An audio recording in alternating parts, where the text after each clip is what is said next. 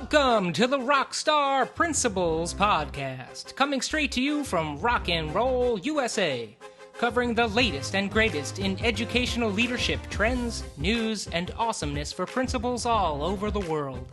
Now, here are your hosts, the boss, John Ross, and the Doctor of Proctors, Nick Indeglio. Welcome back to the Rockstar Principles Podcast. We're here once again for the Church of Whitaker, working our way through the 18 things that great principals do differently. We're all the way up to number 15 now. And number 15 is great principals make it cool to care. They understand that behaviors and beliefs are tied to emotion, and they understand the power of emotion to jumpstart change. And we are joined in this special podcast by Mr. Rob Farina. Rob is the assistant principal at Downtown Middle School, Nick's school, and Rob is going to sit in with us on this episode of Church of Whitaker. Rob was there for the event. Did get his picture taken with Dr. Whitaker when we were at the state conference back in October. So Rob has been a fan of Dr. Whitaker for quite some time. Now, right? Is he Rob, are you a member of the Church of Whitaker? I believe I am an associate member. I don't know. I've been given my. Has he been through the process yet? The induction? Induction, yeah. Yes. I've not gotten my stripes yet. No. So you're not a full-blown Whitakerian just yet. I would say that's accurate. So Rob, why don't we let you start off and tell us, what do you believe? What does it mean to make it cool to care? I think exactly as John read. The key is if you're dialoguing with people, if you're having a conversation with those in your organization, and they feel that you're just giving them lip service, they're not going to buy into change. They're not going to get on your side. They're not going to get behind initiatives. But if in that conversation you're being genuine and you're taking into account what they're saying and that comes through, that's ultimately what causes change to occur. That's that change agent that we always talk about.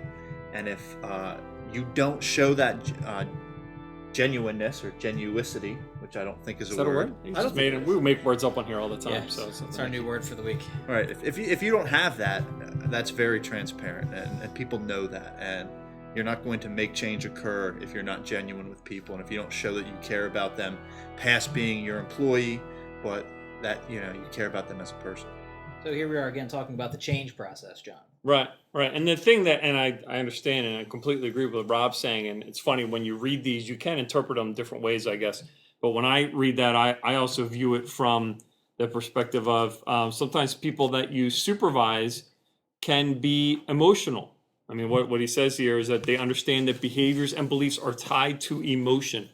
So that if someone is passionate about something, if they have a belief, and as long as their motivation is for the kids, as long as they're looking out for the kids, that sometimes you have to let people work through the process. Sometimes it's okay for people to be emotional. I think we're too quick to negate emotion and tell people to calm down and get a hold of yourself or whatever.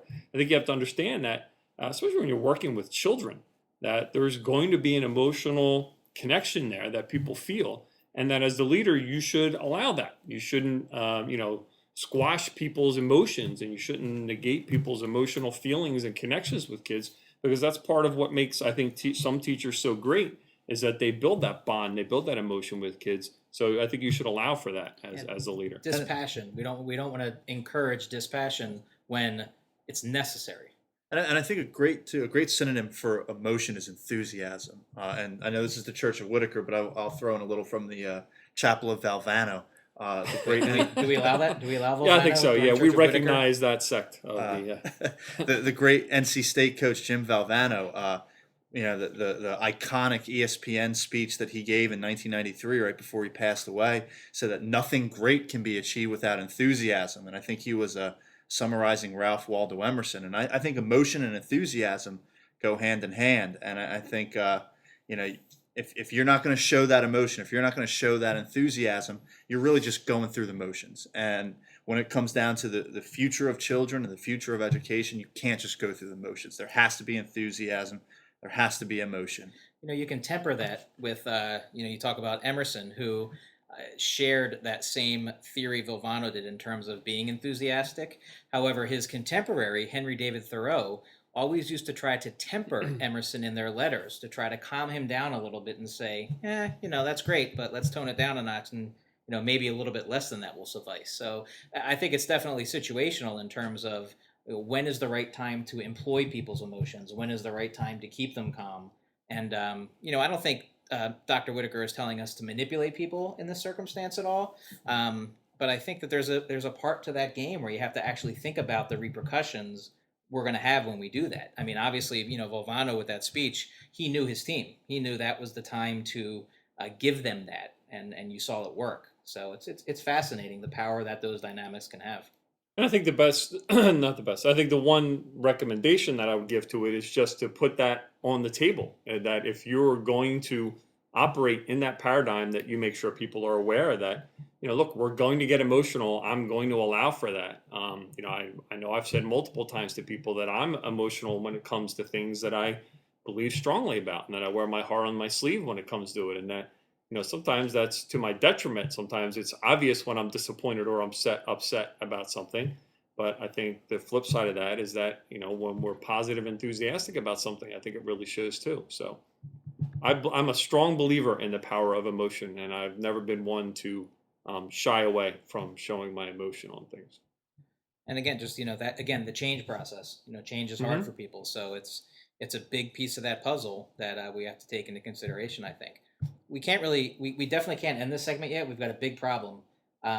We have talked about, get ready for this, Todd Whitaker, Jim Valvano, Ralph Waldo Emerson, and Henry David Thoreau. We've made no ridiculous references to anything pop culture related, or can we have a segment where we're this serious? I think so. Wow. Although we are talking about emotion, so we can go back to Fonzie, about how Fonzie never liked to show his emotion, about how he was always cool. That is true. Right? What was the line? Throw Fonzie in there. He would stutter when he tried to say, was it love? I was that's wrong. Wrong. Yeah, and love too. He did it with love too. Doesn't emotion also lead to the dark side of the Force? Oh, wow. Yeah, it's going Star Wars. See, now we're going to be here for an hour if you're going to go that whole direction. But yeah, definitely. Or Tina Turner with private emotion. All right, now you've lost me. Yeah. No? Now you've lost me completely. Sorry. I think the Hooters? we're probably losing people left and right now. It's the Hooters. Tapping out. The Hooters, the group you're talking about, the rock group. Correct. All right. Okay. How do you not the restaurant. confuse Hooters, the group, and Tina Turner? Slightly different genre. The 80s. They're both the 80s. Did Tina Turner have an emotion song? Secondhand emotion. What's love got to do with it? The word emotion was in my now head we've somehow. digressed Did she sing completely. that in the Thunderdome? That's a great movie too. Not bad. All right. With that, we're going to close number 15 in the Church of Whitaker. 18 things that great principles do differently. With 3 to go. Once again, we're going to have to start taking suggestions, I think, Nick, for the new list for us to count down each week. A new person to stalk / praise each week. Not that we would ever leave Church of Whitaker, but we could always start different divisions of other churches as well. We can grow the fan base. With Dr. Whitaker's permission, we'll have to reach out to him, make sure that's okay. Get a recommendation from him, maybe. That's a great. I solicit. We can solicit Let's do that. Dr. Whitaker. Yeah, we will. All right, we'll be right back with more of the Rockstar Principles podcast. Stay tuned. And now a word from our fake sponsors. But we'd really love if they were our real sponsors. Seriously, we would love it.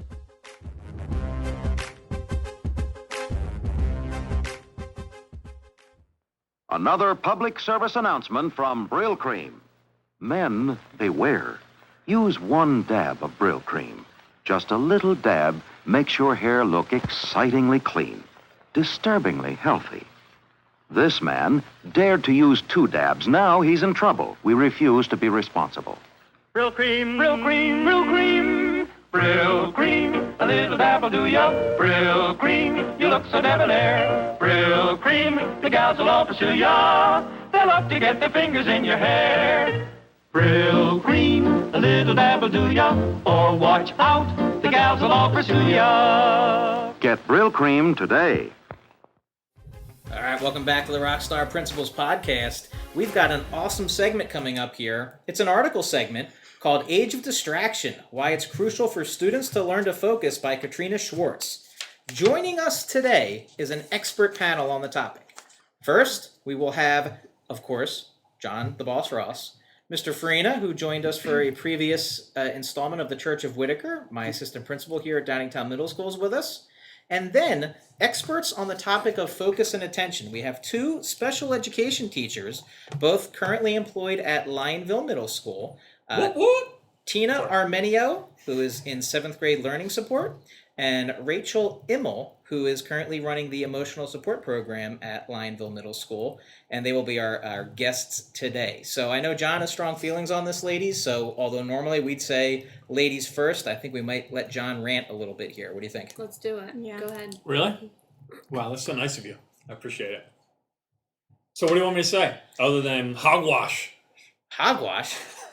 Tell us why. Well, first of all, I don't want to bash anybody specifically, but I'm never a fan of articles that are entirely about someone else's work.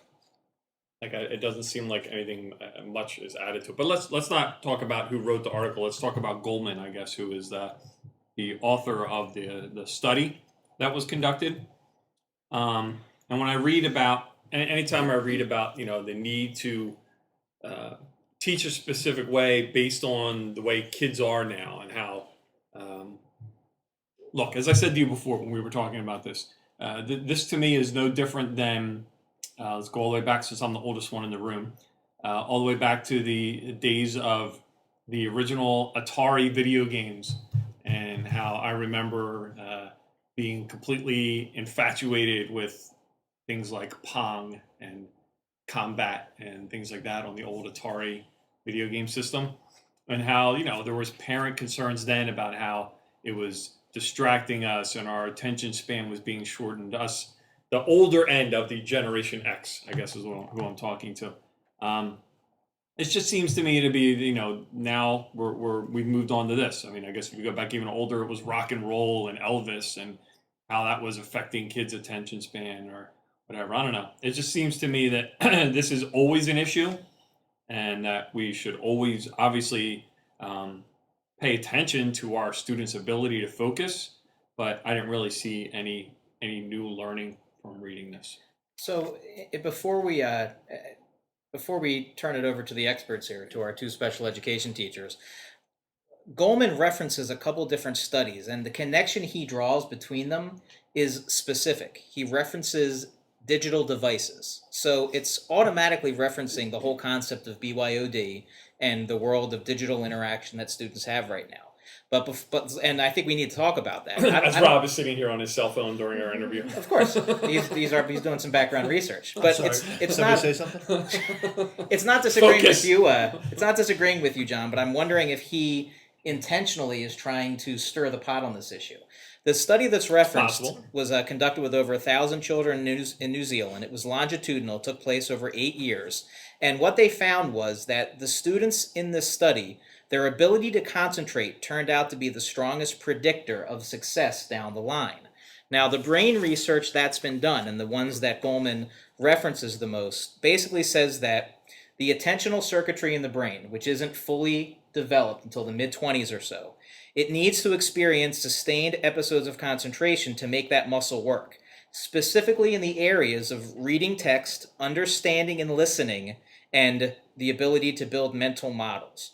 So I don't know that the answer to that is what Goleman is saying, which is take a period of time each day and shut off your digital devices. I get the importance of developing attention. I just don't know if this is the route I would take to get there. But with all that being said, let's talk to the experts here. Rachel, Tina, what do you guys think? Don't jump in at once. I mean, I think the statement where he says the ability to concentrate was the strongest predictor of success. I mean, wouldn't that make sense though for any sort of career that you have? I mean, Right. The amount of time you can spend towards something, whether you have to focus in order to complete something. So I mean, that just kind of seems like a given, with technology or without technology. The amount of time you can sit and do something is going to predict whether you're successful at a job. That's my point exactly. And Bingo. that's been the same. That's been continuous through time. So, and I know at one point he actually says, I don't think the enemy is digital devices. So I didn't, I don't think we're insinuating that that's what he's trying to say. I guess No, but it is. He is saying that in a sense. essentially. But also the thing that really kind of made me take notice was when he talked about how the whole idea of multitasking is a myth. Yeah. And I was like, hold on a second, like that's Yeah. I don't buy I see it, and I'm not very good at it myself, and I guess that's why I recognize it when I see people that can do it. That I don't believe multitasking is a myth, and I think Rachel's going to agree with me. Yeah, I mean, I'm definitely a multitasker myself, so I disagreed with him when he said that, and he called it continuous partial attention. But I think you absolutely can devote just as much attention to two different things at the same time and still be successful at both things. Especially if one of them's autonomous for you to begin with. You Right, don't need to which is what he was concentrate. saying with text messaging. You know, it doesn't Yep. really take as much thought. I think he was using it as a defense, but I think we could go the other way with it. Which is okay, so that's interesting. Now take that to the student level, Rachel. And do you see now? Let me back up just 1 second here. A lot of the students who are diagnosed and categorized with a special education need will be diagnosed with issues with executive functioning, otherwise known as cognitive command. Speaks directly to attention, the ability to organize, and the ability to focus. So seeing that you deal with students who have those issues and you are actually teaching them, can those exact kids, can they multitask? Do you see it? Is it motivational? What are the issues? Why are they, number one, diagnosed with this type of issue? Is it that they're bored? Is it that school stinks? It might be. And can they overcome it? You know, like we're identifying it. It's in the news. We're talking about it. You know, how do we get to the heart of it? I think it depends on the student themselves. I mean, for a lot of them it's motivation, but for a lot of them it's just the way that their brains are wired. And what I always tell my kids, especially that have ADHD, is you just have to find the right strategies that work for you. And for a lot of kids, it is technology. Transferring a lot of what they do to technology helps them focus. They can't sit and write a 5-paragraph, but they could type it on an iPad because it adds in, a whole other element to it. And, a lot of it is too, you can use different kinds of apps now, especially with the iPad. You could set timers for yourself, which I have my kids do. Mm-hmm. And, there's a lot of different resources out there to help them. So technology as an aid. Right. But it doesn't work for everybody. Mm-hmm. I know, when we talk about in curriculum support, so learning study skills and things like that, you have to be able to, as a person, determine whether listening to music as you type helps you or hurts you. Because I know for me, it has to be quiet for me to concentrate. But then, for a student with a learning disability, they might have to listen to music in order to concentrate too. So it is about picking out what works for you too. And I think that's the key. And I think that's what, for me, when I see articles like this, I think this becomes food for fodder for people that want to put down the whole idea of kids and technology. They'll point to research like this and they'll say, well, here you go. Here's something that says that it's a bad idea and that we shouldn't do it. And I guess that's not so much that I have issue with, some of the points that he makes in the research. I think it's just I have an issue with the research overall. I just don't, I just think you take anything in the history of education, whether it's technology, you go all the way back to, the early days of different educational techniques, and there isn't any of them that work for every single kid. Mm-hmm. Well, so that's going to be the case no matter what, I think. But I like taking it back to the neurology. We talk about brain science and the research. So this is all prefrontal cortex, right? This is all controlling emotion, controlling attention. It's all driven from that part of the brain, which they say you can train. So again, back to the teachers dealing with kids who supposedly have, whether it's less development, less ability to initialize the prefrontal cortex. Do you see the ability for these kids to make growth in that area? Can they master it? Can they overcome it? I actually teach an entire lesson on the brain with my impulse control students. And I guess you would say like kids that have trouble with executive functioning. And we talk all about, there's a video that I found that talks all about the frontal cortex and how it works and what's happening to your body before, like how to identify your distractors and how to train your brain to work differently. I think for some kids it works really well. Some kids, they have a hard time being more in tune with themselves, I guess. I agree. Yeah, I think it has to do with the severity of their disability as well. So I've seen some kids overcome and start to focus better, and if it's motivation or not. But I think there's students out there who are very motivated and want to focus and have a lot of trouble with it and can't necessarily overcome it without help, or even, with some assistance, still really struggle with it throughout, their middle school career. So sometimes maturity, I think, also helps. And I think a lot of it, too, for them is understanding. I think we keep them in the dark a lot about their disabilities. I think the more open you are with them about it and teaching them.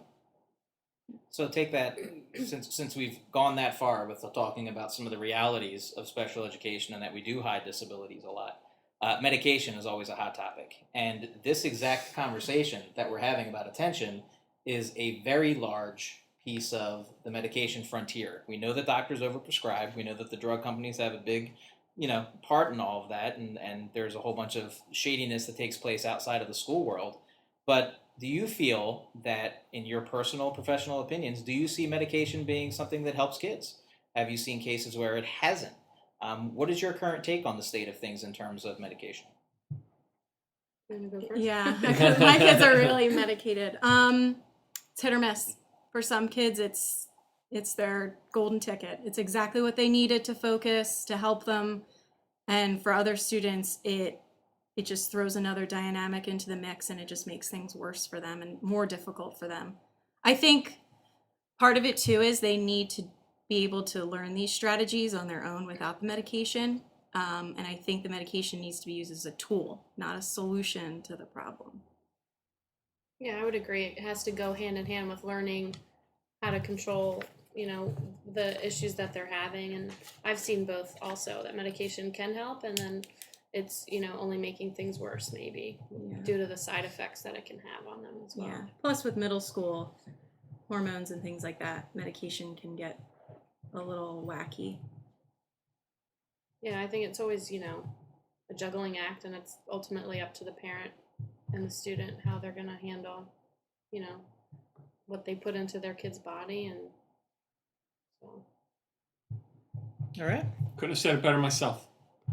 Wacky. These two young ladies have obviously Did you like my terminology there? It's great very terminology. well. Clearly they were hired by someone very capable of making good decisions. Knows, yeah, I guess. No comment. All right, well, we're going to wrap up our first segment here with our special guests, and they'll be joining us for more segments to come. Thanks very much, and we'll be right back after this word from still fake sponsors, right? We haven't got any real sponsors yet. Yes. No real sponsors. Darn it.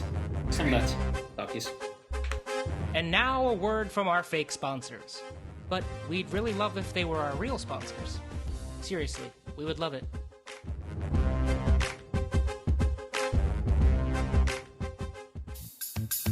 You down with RSP? You down with RSP? You down with RSP? Who's down with RSP? You down with RSP? You down with RSP? You down with RSP? Who's down with RSP? All right, and we're back to talk about some pop culture stuff. We're going to talk about TV, maybe some video games, but first I like to do a shout out to Rob Rook at Rob Rook. Is it Rob or Rob? She doesn't even know the Twitter She's handle. all ready for this shout out. What a terrible Dr. shout Rook. out. It's at Robert Rook 1 Twitter handle. I don't know how Twitter works because I don't have it, but him and Scott Selker, all I have to say is the ground round inside joke. I know all I'm going to say is, Dr. Rook, if you wanted a proper Sorry, Twitter Dr. Rook. shout out, if you wanted a proper Twitter shout out, all you had to do was ask me. I'd be more than happy to give you a proper Twitter shout I out. don't ever call him Robert. Dr. Rook is a teacher at Lionville Middle School. His Twitter handle is at Robert Rook, R-U-C-H. One. I wasn't finished yet. I'm looking at it right now. This poor At guy's Robert got Rook followers. 1, R-U-C-H. He's got 44 followers right now, but Dr. Rook does an awesome job. Uses Twitter to tell his parents about what's going on in his classroom. I think that's the wave of the future. His Although parents we do have or to parents of his students? Parents of his students. We do have to work with Dr. Rook on the on his egg. Oh no! He's Dr. still Rook, got- we can't get you followers. We wouldn't follow you Yeah, because you don't got to have get rid of the egg background or there, an egg. Rob. Come on, get a real picture Now, for your profile. Dr. But yes, that's Dr. Rook. Go ahead, Dr. Tina. Rook Back to and you. I always talk about TV shows in the lunchroom. Our big one now is the Goldbergs. Not sure if anyone else. I have seen a couple of episodes of the Goldbergs. Not- That's pretty funny. Speaking of It's in Generation X, Philadelphia. somebody, it's from the Philadelphia area. No? I gotta say, not a fan. Farina, not a fan, Not huh? a fan. They How just can you slapped a not bunch of 80s shirts on people with Yeah. 80s The haircuts. couple episodes I saw, I thought were pretty funny. No, but I think the topics that they talk And the that whole they concept that the show, my understanding, is Yeah. based on actual videos that this kid took through It his is. childhood, right? Yeah, Which is because at a the great end they'll concept. show- That whole idea is really, really what funny. topics, Tina? Like, what are they talking about? Well, one thing was one time they found like a scrambled channel, and so the boys like. So I'm not See? a boy, but I See? mean, I'm assuming that when boys Yeah. found that channel, they secretly watched it, which is what they did. Yeah, Um, it's a funny show. I think it's on Yeah. ABC on Tuesday nights. I think it is I think Tuesday so. nights. Yeah, Here's it's why on I after can't get Agents of behind S.H.I.E.L.D.. it, Uh though. oh. Because the older brother is always wearing old Flyers and Eagles stuff. What's wrong with that? But they're Mitchell and Ness current Flyers and Eagles jerseys that are throwbacks. They're not the real thing. All right. That's So I have a problem with you're that. nitpicking. It's not authentic. You're being nitpicky. When am I not You're being nitpicky, Dr. That's Bagley? true. Always nitpicky. Thank you. Always. All right, so we got the Goldbergs. Now, Pretty good show. Agents of S.H.I.E.L.D., which comes before it, I've been underwhelmed, so I don't even want to go there. I tapped out after 2 episodes Yeah. on that. I don't even know what he I'm does. very disappointed. Rachel, you just mentioned Netflix picking up another big series. What's that one? It's not a big series, and I think they only picked it up for 6 episodes. Wow. But it was originally AMC's The Killing. Now, was that the one with the, or was that The Bridge? It was one murder, and they follow it through the whole season. No, yeah, that's The Killing. Okay. Yeah. Well, the I first. think it's both, actually. I think it's The Killing and The Bridge, because I watched the first episode of The Bridge, too. It was similar. Yeah, very similar. But the lead character, whose real name I'm forgetting, but he's Holder in The Killing, he's going to be RoboCop. Have you seen the new RoboCop trailer? Yeah. No. For That the looks new pretty RoboCop awesome. movie? Yeah. Oh my god. So. We're talking about TV, not movies, though. Save movies for another time. Wow. Okay, Yeah. it's gonna be hard to do. I'm just gonna stay quiet now. So, yeah, they didn't that get canceled, and they It picked got it up canceled, to, and then, to like air most the- things, Netflix yeah. picked it up. Yeah, they But picked only it up for to 6 air. episodes, and then I don't think that it's going to go farther than that. Oh, no. I don't think so. I mean, I wish it would, but There's nothing on TV. Nothing. Getting back to our point, especially now that The Walking Dead has hit their mid-season finale, which was fantastic. I can always find Oh my something. god, that was so good. see, I can't. There's nothing to watch. Tina's There's a master nothing of to TV. I'll give her that. I Tina's a watch TV a lot master. of The TV Golden Girls. for having We need not much people time to to tweet us suggestions. I think, Dr. Nick, of How about shows Switched that at we Yeah. Birth should as be an watching. AMC Family? Go ahead, Tina. Go ahead, rock Switched it. at Birth, AMC Family. It's Oh, I watched it's based around a girl who's deaf, and there's a lot of sign Oh yeah, I language saw on the it. commercials for that. Yeah. Which I think is cool because I was a communications major, going back to one of the other segments, and was thinking about doing sign for a while, being an interpreter. So I think it's sign pretty language. Oh wait, didn't you also, Tina, have a TV show idea that was similar to Switched at Birth, but was going to be better? Didn't we have one? cool. I'm sure I had a lot of TV shows. I thought we might have come up with a Switched at Birth idea where it was like vampires and werewolves or something. The vampire went I with think the the werewolf vampire family and thing's vice versa. overdone. I'm pretty sure that's not the same show. Rob, what were you gonna say? What's your show? I've recently got into a show called Bar Rescue. Oh, Not I that I'm watched that too. condoning alcoholism or anything like that, but Bar Rescue. I've pretty is a- much I don't seen think they're everything. condoning that in the show. No, they're not. Okay. But it's a very fascinating show where there's a guy, John Taffer, I believe his name is, and he goes He's into pretty hardcore, that guy. Yeah, I've he seen it. goes into failing restaurants and failing bars and talks about the science behind running a restaurant / bar, and has about a week to turn a week to turn the bar around. Did you see the one in South Philly? He did one on South I did Street. not. I I forget didn't see which that bar one. it was, but there was one on South Street. But the real interesting thing, to piggyback into another segment about the Church of Whitaker, he just yells at people and tells them how it is, and you can do that when all you have to have with somebody is a 5-day relationship, because he yells and screams and says you need to change or get out, and then when that 5 days is up, he's gone. So he doesn't have to build any kind of lasting relationships with the employees. But it's an interesting show. Let's off some steam too. Kind of like what we would like to do sometimes. Not me. I like to keep it Dr. calm, Nick, keep it what's filtered. what's the show that you're looking forward to that I believe is going to be coming on AMC? Yeah, is it Game of Arms? What is the name of the? I forget what it is, but it's about arm wrestling. It's right? about arm wrestling. Does anyone have it? Oh, Tina, yeah. can you let's see if I'll we're gonna? An entire But show. describe it. Is What's it Sylvester look like in the Stallone gonna be commercials? on it? No. This is Over the top? the legit. Okay, first of all, if you're on Netflix, as Rachel referenced earlier, if you're gonna watch The Killing, also pull up a movie. It was a documentary from a few years back called Pulling John, and it's about the most famous arm wrestler basically in history, and it follows him in his elder stages of his career and follows 2 up-and-comers, but it shows you the underground world of arm wrestling because it's not very mainstream. However, right after that documentary came out, I was pretty excited about it. I've always been an arm wrestling fan. Used to watch it on Wide World of Sports. My dad was into it.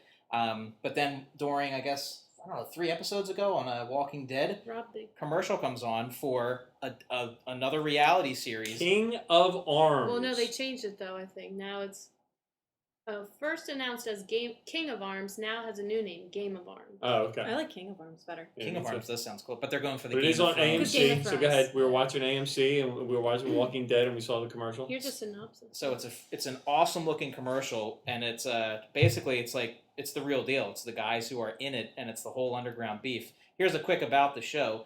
Game of Arms is a look inside the raw and highly competitive world of American arm wrestling. The series follows the members of 5 regional arm wrestling clubs in Erie, PA. Oh, how about that? Kansas City, New York, Sacramento, and Baton Rouge as they hit the road and wager their reputation, relationships, and money on the sport. Each episode features a dramatic regional match leading to a tournament finale, where the entire cast will compete for prize money and bragging rights. This is the coolest thing ever! It's got potential. Do you Definitely win a has tractor potential. trailer if you win the last one? You tractor trailer, and you win the love of your son back, which you've been looking When for I for spin years. this hat around, it's like a Well, all I throw know the is switch. when I did that, my dad used to always let me win arm wrestling. It's when I pretended to switch my Turn your hand hat around? and Yeah. then do the repositioning of your fingers. When you went over the top, then you got to win. Wow. I don't think he actually let you win. I think that's an actual science. I think Yeah. you really did. I think there's research that shows that when you do that, Just you're turning the running hat. away. Yeah. Yeah, a lot of pro wrestlers in that movie. A lot. Terry Yeah. Funk, to name a few, Lex Luger. They brought in a lot of... All roads lead to it wrestling. all comes back to wrestling. If at you've some listened point. to the Rockstar Principles podcast, you would know. And All some roads good lead to music wrestling. from the soundtrack. Meet Me Halfway, Yes. Across the Sky, Kenny Over Loggins. the Top. Great You think song. you're too young to know that? How is it? I guess from yeah. Here's a question. Do you think Dr. Rook and Mr. Selker, do you think they like Kenny Loggins? Would they go to a Kenny Loggins concert? I know Mr. Selker likes the Beatles, so I mean it's comparable, right? Beatles, Kenny Loggins, same I wouldn't think so. same level? No, okay. I don't know. Mr. Selker would go if it was at a CrossFit convention. He is into CrossFit. Yeah, he's a CrossFit dude. Well, as are there any reality shows for Krav Maga coming out? But Rachel loves her Krav Maga. I do.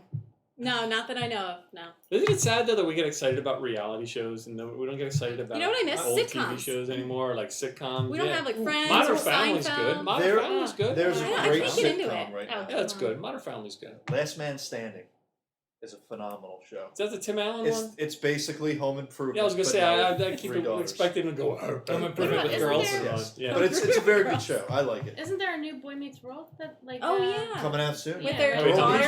how many daughters does he have in that? 3, just He's like got the number 3? of sons he had in Home Improvement. He just does not have a neighbor who hides behind a fence. Right. Wait, so did someone? We're getting a Boy Meets World follow up. Girl Meets Yeah, World. Girl Right, Meets because it's World. going to be Girl the Meets daughter of. When is it starting? Topanga. I don't know. You see, where else could you find a podcast that would give you all of this up-to-date, detailed information on television, while also educational topics? Is Topanga and Corey in it? Yes. He's not even Yes. listening to me. He's too And it's focused. about He's their too daughter, excited about and then this. I guess I'm trying to wrap the segment up, and he wants to spend It's like another the 10 minutes opposite. talking about Boy Meets World. Maybe No, there should Girl be. Meets World. They say all the original cast will be in at some point. So everybody Mr. signed Feeney? on. Never watched. Gotta Oh. say, never watched. I Never think- watched. I wasn't- think I was on the older side of Was that. it I Boy was. Meets World? I was too set in old Upper for Darby? that. I don't know. I think it was set in Upper Darby. It was I don't know what that has Philadelphia to do too. with It me. was It was Philadelphia Philadelphia. area, Yeah, but I 'cause actually he was think it a was Never saw Phillies it. in Upper fan. Darby. Yeah. It's true.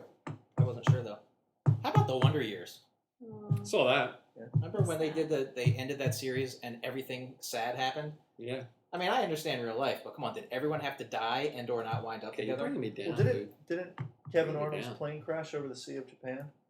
And I didn't get that that's far MASH. in the series. I'm yet. sorry, that's MASH. You talk about a major death that people still talk about when it's not Colonel Colonel Blake. Colonel His Blake, plane yeah. crashed in Yeah. the Sea of Japan. They still talk about that today, His- 30, 40 years later. His appearance on Johnny Carson the night after was the highest rated late night show ever because people actually had to see that Colonel Blake was still alive. Lieutenant Colonel Henry Blake, replaced by Colonel Potter. And you might not notice John's a big Dragnet fan from the old TV show Dragnet. Really? And Harry Morgan? Harry Morgan, who was McLean Stevenson was the other guy, by the way. very good. Thank you. I think I have a great way to wrap this segment up. Yeah? Here's what we're going to go around the If table. anybody's still listening. Everyone's still listening. Everyone. Because if you're not, Alon Stevie will come and get you. Let's go around the table and everyone give the most traumatic television death in your lives. Wow. Traumatic I got television mine. death. I got mine. You're ready already? I'm ready already.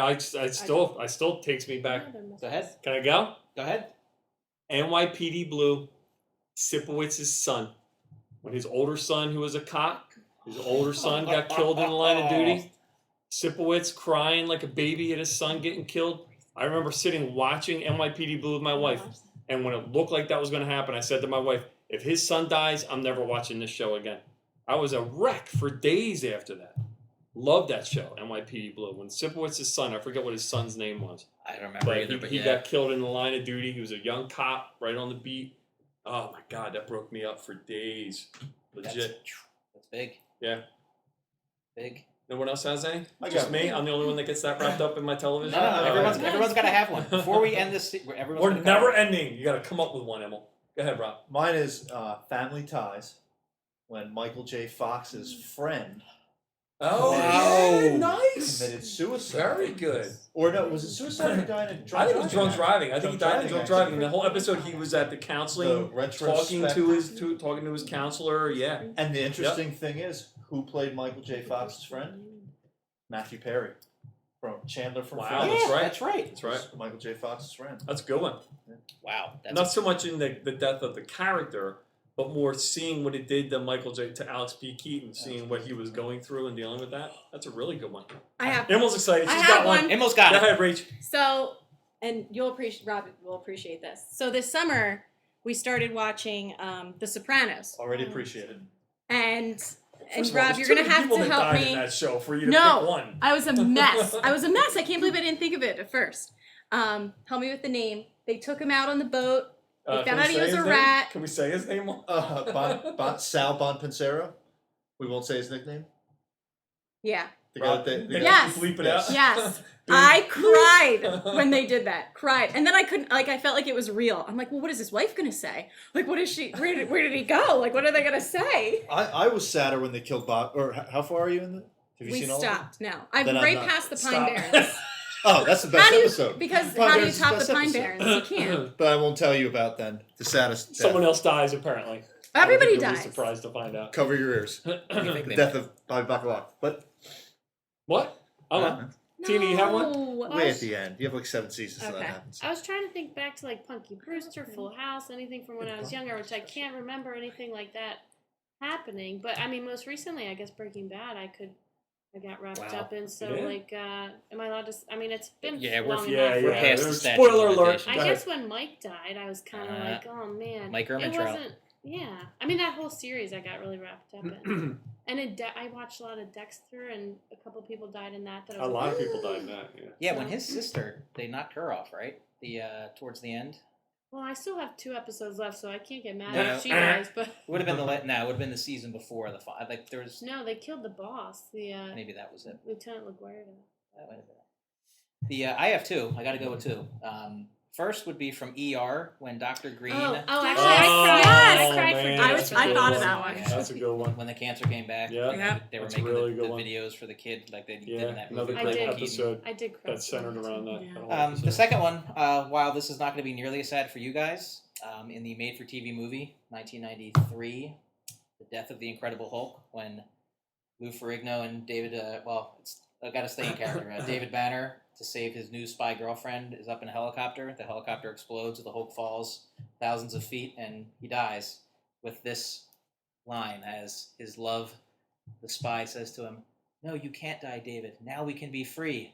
And David says, "At last, Yasmin, I am free."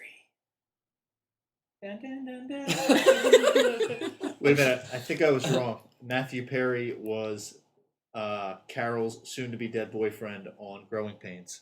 He was not Michael J. Fox's friend with Family You sure about Ties. that? Unless he was both. Oh, okay. All And right. I For the also meant record. Hank, not Mike. Wow. See, look at all these mistakes that Oh, are getting wow, made that's here, left and giant. right. Yeah, There's a big but difference. Mike made me sad too, but when Hank died, I mean, that was like, whoa. Yeah, especially. And I'm a little surprised you left out the most recent. I was going to say death. Herschel. Yeah. I was so upset with Herschel. And what a way to go. Can I get an amen on the call on that one? Yeah, The beginning of that episode, when Nick and I sat down to watch it, Nick said, somebody's dying tonight. Who's it going to be? And I said, Herschel. Just had a feeling. Yeah. That was upsetting. Yeah, Yeah. just seeing his daughter's reaction. We're talking about The Walking Dead, by the way. We didn't mention it. we're terrible always talking Walking Dead. That's true. All right, let's wrap it up. Thanks for joining us. Thank you to our guests for coming along, kicking and screaming. We had to convince them to be on. They did absolutely no campaigning whatsoever to be on our podcast. They did this as a favor to us. Tina Armenio, Rachel Immel, thank you so much. Rob Farina. Full disclosure. He's been on before, but has never had a speaking role on the podcast. He was on before, but did not talk. He did not talk during Yeah. Full disclosure, to be fair, as John is mentioning the pulling of the arms of Rachel and Tina. As you know, the opening voice and closing voice of the podcast is my brother Mike.